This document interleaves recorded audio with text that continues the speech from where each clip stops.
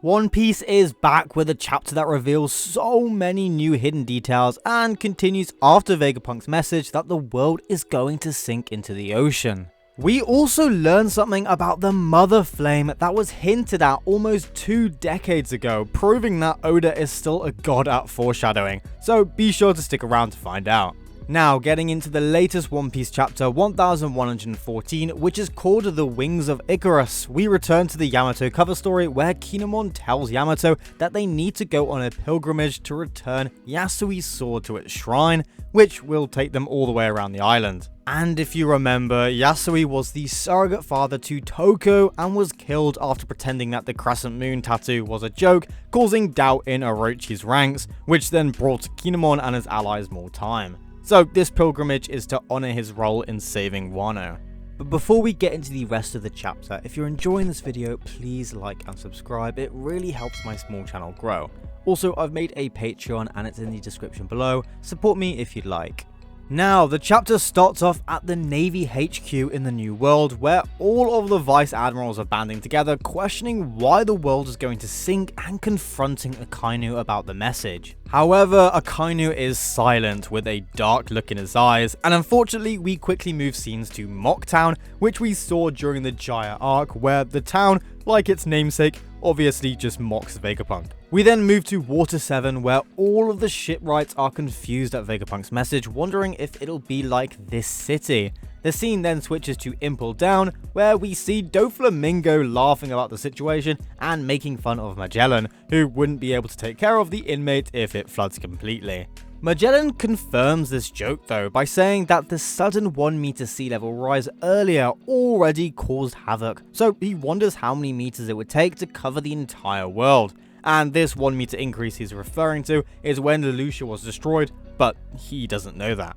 Doflamingo then responds that most urban areas would be screwed if water levels rose just 5 meters, so they should probably all evacuate, and snidely remarks that they should all go somewhere high up, most definitely referring to Sky Islands or the Red Line. We then move to Fishman Island as Princess Shirahoshi calls for her father, asking if the world sinking will really happen, but he thinks it sounds outlandish. And the scene then moves yet again, this time finally back to Egghead, as more Marines are scared and unable to believe Vegapunk, leading them to doubt him. The Gorosei, now having heard what Vegapunk is going to continue saying, immediately starts panicking. They telepathically communicate and order each other to eradicate every living thing they see, and that they'll deal with the consequences later. York rushes through the lab cursing Vegapunk, and on the broadcast he continues to speak, asking everyone to listen to him while he makes a prediction.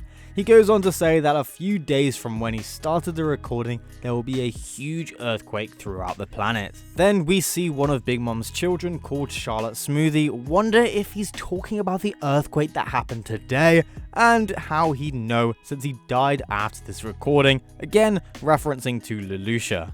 Vegapunk continues to explain his prediction that the sea levels will then rise 1 meter and a number of islands will become uninhabitable, to everyone's surprise. He then states that if this doesn't happen, then disregard his message, but since it did, this prediction is meant to serve as a showcase of him being a reputable source so that they can trust him about the message that the world is going to sink. We even see Aokiji as he listens to Vegapunk, who explains that if the events have transpired, the world must listen to him. The earthquake he just predicted cannot be considered a natural phenomenon. And Saturn, who is now absolutely furious at Vegapunk, still battles the Straw Hats to get through to Robin, and they get flung back, and Robin thankfully catches them as Saturn again strikes Chopper and shouts "be gone" before suddenly he seems to dash away. Saturn then reappears, but this time not with the Straw Hats, and instead closing in on the island's power station, while we learn that they must preserve the contents of that room. He then breaks the door, and while Vegapunk also explains he wanted to develop an everlasting energy source, Saturn looks up and exclaims, "The Mother Flame." We then see the Mother Flame in all its glory, situated inside a giant tank. Vegapunk states that he flew too close to the sun, and we now see Saturn turned back into his human form, smashing the control panels. We also get a good direct look at the Mother Flame itself, sitting inside a vat of water, or liquid, and yet still on fire, which kind of reminds me of Luffy setting his fist on fire underwater at Fishman Island. Maybe there's a connection with the Mother Flame and his power. But the way the flame looks inside the huge machine is almost exactly the same as what is imprinted on the wall in the cover story of chapter 472. And this cover story depicts Enel's journey to the moon, where he encounters robots who don't have a power source and ends up saving them and charging their entire city with his powers. I have to say, the resemblance is uncanny, and people have speculated if there is something that's connecting the energy source of the Mother Flame to the civilization on the moon, and I believe the reason that the robots must have been out of power is because someone either stole the Mother Flame from them and brought it to Earth, or it was destroyed, or maybe even it was ran out of power. In the final page of the cover story, there is what looks like a glass ball now filled with Enel's lightning, and the Mother Flame could have been placed here to power the city before it disappeared. Then Vegapunk either found the Mother Flame or copied it and created a new one in order to fulfill his dream of making an endless energy source. I mean, this is just speculation, but considering the civilization that built this city worshipped the sun and what looks like balls of fire inside round containers, it's honestly not far of a stretch. But if this is all true, then it does mean that Oda could still hold the crown for the longest foreshadowing, because this cover story was published between 2006 and 2007, so it's been almost 2 decades since then, and it's time to start scouring through more old cover stories and finding theories. But back to the chapter, we get a peek into what's happening with the giant ancient robot as it's still strolling through the burning island towards the Straw Hat, all while the Marines struggle to stop it.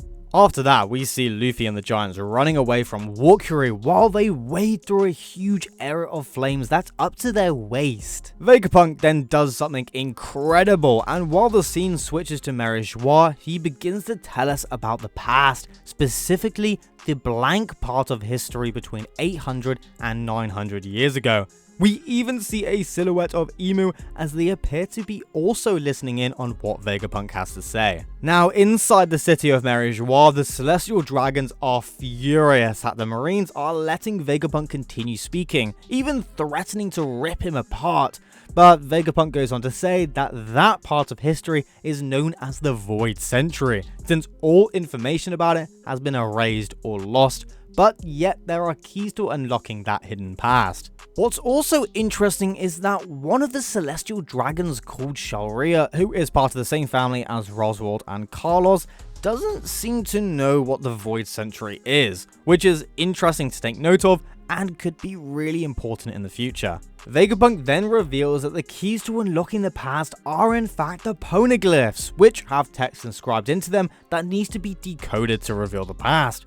But while he says this, we see a familiar figure lying down and laughing, and we can all guess who this is. It's Saul, the same Saul who rescued Robin from O'Hara's Busticle, and Saul constantly being mentioned in the recent chapters just means he's going to play an incredibly important role in the next arc, so I expect to see a lot more from him. However, the scene switches to Orange Town, where a little girl tells the mayor that she wonders if Vegapunk knows the 20 kings that made the world way back in the day. He just says who can say, and feeds Choo Choo.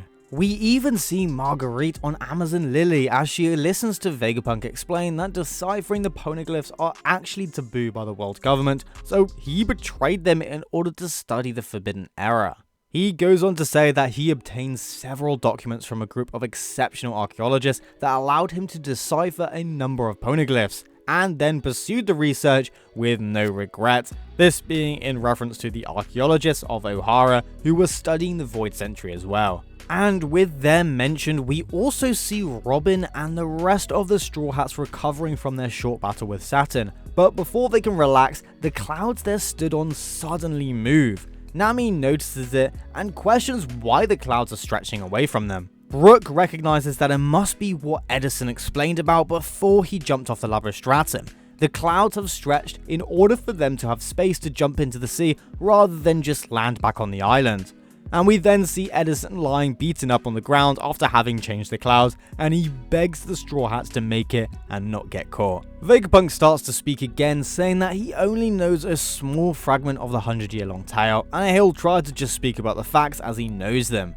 While Luffy hits Walkyrie again in an attempt to hurt him, Vegapunk then states that the star of the story was born 900 years ago in an advanced kingdom. Just like the legendary sun god Nika from Elbaf's tale, this star also fought with a stretchy and elastic body, and they called him Joy Boy.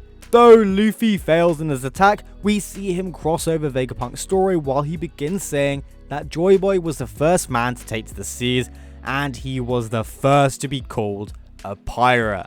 And with that incredible reveal, the chapter ends there. Finally, the story of Joy Boy is getting told, and we're probably in for another flashback, I feel. I mean, hopefully this one isn't as long as Kuma's flashback, but even still, I am more than happy to learn about Joy Boy for however long. Looking back, Joy Boy's first mention was in chapter 628 all the way back in 2011, so it's a long-awaited mystery that spans over a decade. This will be history in the making when it gets told, and covering this weekly genuinely feels so special. It's now coming to the end of the video, and I just wanted to say thank you so much for watching. I'm so happy you stopped by. My channel is steadily growing, and I'm amazed at the support I'm getting. And I also have a Patreon now, so feel free to support me however you like. The link will be in the description, and I will shout out names at the end of each video. Thank you again, please like and subscribe, and I'll see you in the next video.